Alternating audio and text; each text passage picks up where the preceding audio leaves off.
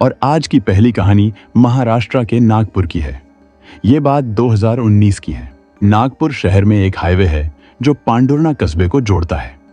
इसी हाईवे पर एक शख्स की नजर सड़क किनारे एक लाश पर पड़ी, जिसकी उम्र करीब 20-21 साल की लग रही थी।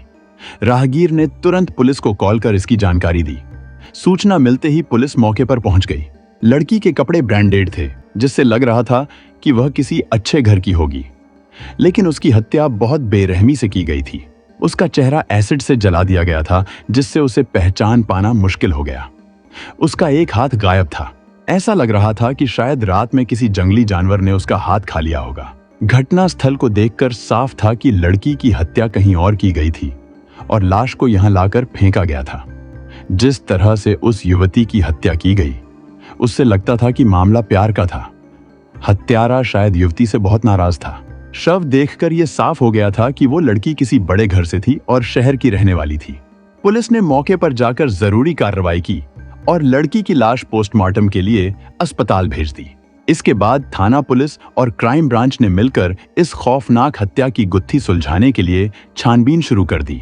पुलिस और क्राइम ब्रांच के सामने सबसे बड़ी चुनौती यह थी कि वो अपनी जांच कहां से शुरू करें, क्योंकि उनके पास कुछ खास नहीं था। बस युवती के बाएं हाथ पर लव बर्ड और सीने पर क्वीन का टैटू ही पहचान था। बाकी सब कुछ एक पहेली की तरह था। लेकिन पुलिस ने हार मानने का नाम नहीं लिया। उन्होंने सोशल मीडिया की मदद लेने का फैसला किया और बस कुछ ही समय में जादू हो गया। पुलिस ने युवती की पहचान ढूंढ निकाली और फिर 10 घंटों के अंदर क्राइम ब्रांच ने मामले को सुलझा लिया। पुलिस ने जब मृतका की फोटो सोशल मीडिया पर डाली तो वो पल भर में वायरल हो गई। फोटो एक के बाद एक ग्रुप्स में घूमते हुए आखिरकार फुटला तालाब के पास स्थित एक पान की दुकान पर पहुंची। दुकानदार ने फोटो देखते ही पहचान लिया। यह फोटो खुशी का था। पान वाले को खुशी याद आई ही, क्योंकि उसने उसे कई बार एक लड़के के साथ घूमते हुए देखा था और धरेरा होटल में आते जाते भी देखा था। यह कनेक्शन अब पुलिस के लिए बेहद अहम साबित हो सकता था। जैसे ही यह जानकारी क्राइम ब्रांच के इंस्पेक्टर अनिल जिट्टावार को मिली, वह और भी ज्यादा सक्रिय हो गए। उन्होंने खुशी के बारे में जितनी भी जानकारी हो सकती थी, कुछ ही घंटों में इकट्ठा कर ली। जब उन्होंने खुशी का इंस्टाग्राम खंगाला तो जो टैटू मृत युवती के शरीर पर मिला था, वही टैटू खुशी के हाथ और सीने पर भी था। यह देखते ही यह साफ हो गया कि वह शव खुशी का ही था। अब पुलिस के पास सबूत था और मामला सुलझने के बिल्कुल करीब था। क्राइम ब्रांच के अधिकारियों को खुशी के इंस्टाग्राम प्रोफाइल से उसकी पूरी जानकारी मिल गई। उसका पूरा नाम खुशी परिहार था।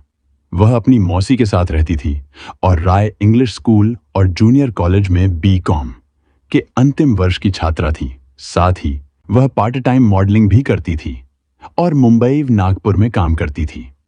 खुशी की पहचान हो जाने से पुलिस और क्राइम ब्रांच को एक बड़ी राहत मिली थी, लेकिन असली काम अब बाकी था, खुशी परिहार के हत्यारे तक पहुंचना।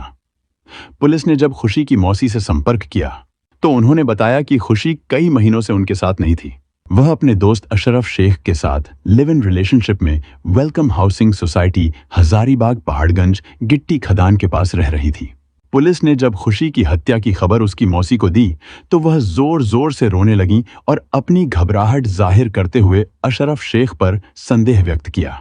उनका कहना था कि घटना की रात अशरफ ने उन्हें फोन करके बताया था कि खुशी और वह किसी बात को लेकर झगड़ रहे थे और वह नाराज होकर अपने गांव चली गई है। क्राइम ब्रांच टीम को मौसी की बातों से यह समझ में आ गया कि अशरफ शेख का इस मामले में कहीं न कहीं हाथ जरूर है। इसके बाद क्राइम ब्रांच ने अशरफ शेख का मोबाइल नंबर सर्विलांस पर लगा दिया और साथ ही शहर के सभी पुलिस थानों को उसकी जानकारी दे दी। इसका असर यह हुआ कि गिट्टी खदान पुलिस की मदद से अशरफ शेख को कुछ घंटों में ही पकड़ लिया गया। अशरफ शेख को जब क्राइम ब्रांच ऑफिस में लाकर पूछताछ की गई तो उसने शुरुआत में पुलिस को गुमराह करने की पूरी कोशिश की, लेकिन जब क्राइम ब्रांच ने सख्ती से सवाल किए तो वह रोने लगा और उसने सब कुछ कबूल कर लिया। उसने माना कि उसने खुशी परिहार की हत्या की थी और इसके पीछे की कहानी कुछ इस तरह थी। 21 साल का अशरफ शेख नागपुर के IBM रोड गिट्टी खदान इलाके का रहने वाला था।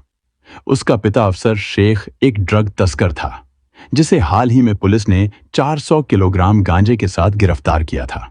अशरफ शेख उसका सबसे छोटा बेटा था और यह पारिवारिक दबाव और उसकी खुद की बुरी आदतों का परिणाम था कि वह इस रास्ते पर चला आया। अफसर शेख ने अपने बेटे अशरफ को नशे के धंधे से बचाने के लिए गिट्टी खदान में एक बड़ा सा हेयर कटिंग सैलून खुलवाया था, ताकि वह किसी गलत रास्ते पर न जाए। लेकिन अशरफ का मन सैलून में नहीं लगता था। वह शानो शौकत के साथ आवारागर्दी करता था और उसकी कमजोरी खूबसूरत लड़कियां थीं। अपने सभी भाइयों में अशरफ सबसे सुंदर और रंगीन मिजाज था, और यही वजह थी कि वह अपने दोस्तों के जरिए शहर की महंगी पार्टियों और फैशन शो में जाने लगा। इन पार्टियों और शो में उसकी दोस्ती कई मॉडल लड़कियों से हो गई थी। एक दिन फैशन शो में उसने खुशी को देखा और वह उससे दीवाना हो गया। खुशी से और ज्यादा नजदीकियां बढ़ाने के लिए वह उसकी हर पार्टी और फैशन शो में जाने लगा था। 19 वर्षीय खुशी परिहार मध्य प्रदेश के जिला सतना के एक छोटे से गांव की रहने वाली थी। उसके पिता जगदीश परिहार सर्विस करते थे और वह अपनी बेटी को एक अच्छी शिक्षिका बनाना चाहते थे। लेकिन खुशी के मन में कुछ और ही ख्वाब पल रहे थे। खुशी जितनी खूबसूरत और चंचल थी, उतनी ही महत्वाकांक्षी भी थी। बचपन से ही वह टीवी सीरियल्स, फिल्म्स और मॉडलिंग की दीवानी थी। जब भी वह किसी मैगजीन या टीवी पर मॉडल या अभिनेत्री को देखती, उसकी आंखों में भी उन्हीं के जैसे सपने नाचने लगते। पढ़ाई में तेज होने के बावजूद खुशी के परिवार वाले उसके अरमानों को लेकर थोड़ा चिंतित थे। वे उसे प्यार तो बहुत करते थे, लेकिन उनके पास उसे शहर में भेजने और उसके सपनों को पूरा करने की ताकत नहीं थी। उनका मानना था कि यह सब बड़े शहर में ही संभव था। गांव के स्कूल से खुशी ने कई बार ब्यूटी क्वीन का अवार्ड जीते थे, लेकिन उसकी चमक सिर्फ गांव तक ही सीमित थी। खुशी बचपन से ही अपनी मौसी के काफी करीब थी, जो नागपुर में रहती थीं। उसकी मौसी खुशी के शौक से अच्छी तरह वाकिफ थीं और उन्होंने हमेशा उसे आगे बढ़ने के लिए प्रेरित किया। 10वीं पास करने के बाद खुशी को अपने पास बुलाकर उसे नागपुर में रहने का मौका दिया। नागपुर आकर खुशी ने जब अपना पोर्टफोलियो विज्ञापन एजेंसियों को भेजा, तो उसे एक फैशन शो कंपनी में जॉब मिल गई। जॉब मिलने के बाद उसने अपनी आगे की पढ़ाई भी शुरू कर दी और नागपुर के एक जाने माने स्कूल में एडमिशन ले लिया। अब खुशी अपनी पढ़ाई के साथ साथ पार्ट टाइम विज्ञापन कंपनियों और फैशन शो के लिए भी काम करने लगी। जैसे जैसे खुशी की पहचान बननी शुरू हुई, उसका परिचय का दायरा भी बढ़ने लगा। फैशन और मॉडलिंग जगत में उसकी चर्चा होने लगी और धीरे धीरे सोशल मीडिया पर उसके हजारों फैंस बन गए थे। खुशी भी उनके दिल रखने के लिए उनके मैसेज पढ़ती और अपने हिसाब से जवाब देती। वह नए नए पोज के फोटो सोशल मीडिया पर शेयर करती रहती थी, जिससे उसकी फैन फॉलोइंग और बढ़ी। नागपुर में उसे 3 साल हो गए थे और अब वह बीकॉम के अंतिम वर्ष में थी। अपनी पढ़ाई पूरी करने के बाद वह पूरी तरह से मॉडलिंग और टीवी की दुनिया में उतरने का प्लान बना रही थी। लेकिन इससे पहले ही उसकी जिंदगी में मनचला अशरफ शेख आ गया। अशरफ शेख की दीवानगी को देखकर खुशी भी धीरे धीरे उससे करीब आ गई। कुछ ही दिनों में दोनों का प्यार परवान चढ़ने लगा। अशरफ खुशी पर दिल खोलकर पैसा खर्च कर रहा था और उसकी हर जरूरत को पूरा करने में कोई कसर नहीं छोड़ता था। जब खुशी के परिवार और मौसी को अशरफ और खुशी की दोस्ती की खबर मिली, तो उन्होंने उसे आड़े हाथों लिया। उन्होंने खुशी को समझाने की कोशिश की, खासकर इस बात को लेकर कि अशरफ दूसरे धर्म से था। वे उसे रिश्तों और समाज की नजरों के बारे में समझाने की कोशिश कर रहे थे, लेकिन तब तक बहुत देर हो चुकी थी। खुशी पूरी तरह से अशरफ के प्यार में डूब चुकी थी। मौसी और परिवार वालों की बातें न सुनते हुए खुशी ने उनका घर छोड़ दिया और अशरफ शेख के साथ गिट्टी खदान में किराए का मकान लेकर लिव इन रिलेशनशिप में रहने लगी।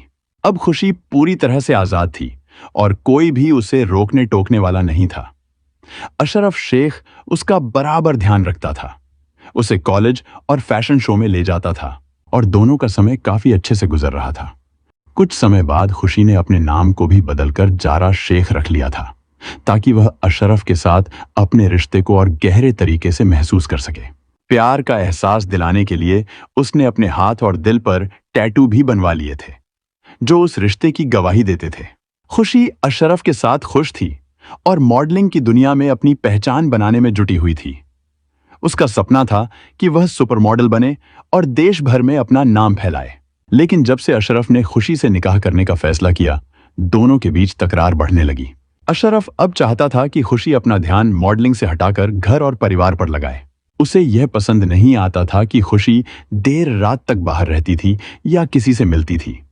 वह चाहता था कि खुशी पूरी तरह से उसके साथ रहे, मौज मस्ती करे और मॉडलिंग जैसे चक्कर छोड़ दे।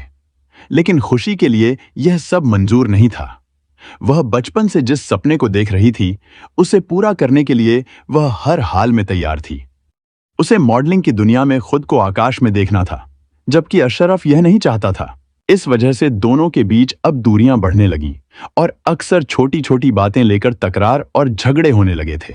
अशरफ को अब यह साफ समझ में आ गया था कि खुशी अपने रास्ते पर पूरी तरह से अडिग है और वह अपने इरादों से पीछे नहीं हटने वाली। उसने खुशी पर काफी पैसे खर्च किए थे, लेकिन खुशी का मानना था कि प्यार में पैसे का कोई मायने नहीं होता, और उसने अशरफ का एहसान मानने से इनकार कर दिया। यह बात अशरफ को अंदर तक चुभ गई थी।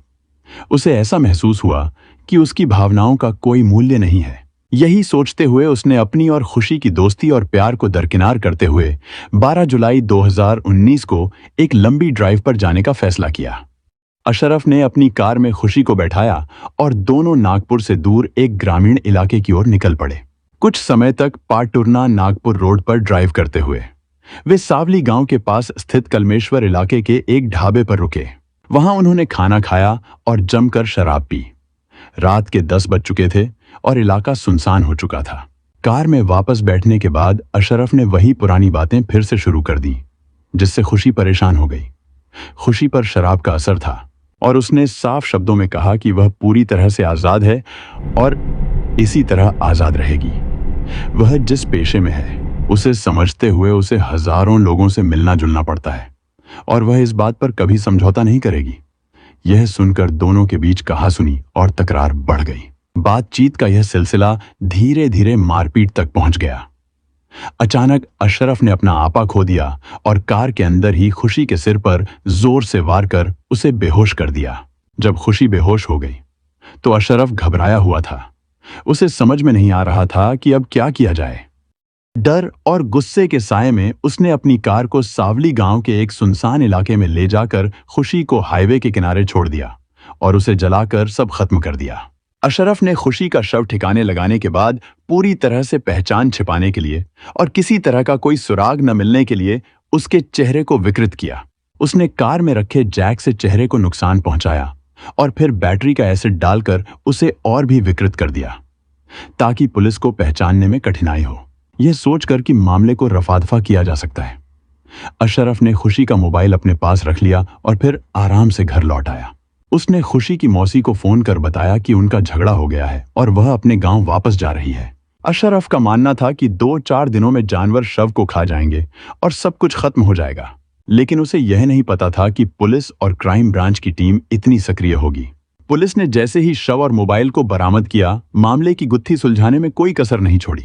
क्राइम ब्रांच के इंस्पेक्टर अनिल जिट्टावार की टीम ने सबूतों और पड़ी गई जानकारी की बारीकी से जांच की और अशरफ की करतूतों का पता चला। अशरफ को जल्द ही गिरफ्तार कर लिया गया और पूछताछ में उसने सब कुछ कबूल कर लिया। हत्या के पीछे की वजह और खुशी के प्रति उसका गुस्सा, प्रेम और ईर्ष्या सब साफ हो गया। उसने अपनी बेइज्जती और अपनी गलतफहमी के चलते खुशी की जान ले ली थी। अशरफ को कोर्ट में पेश किया गया और उसकी करतूतों के खिलाफ कड़ी सजा सुनाई गई। खुशी की हत्या का मामला सुलझने के बाद उसके परिवार को थोड़ी राहत मिली, लेकिन खुशी की मासूम जिंदगी की कीमत कोई भी नहीं चुका सकता था। यह मामला एक दुखद सच था जो प्यार, धोखा और अहंकार के बीच के खतरों को उजागर करता है।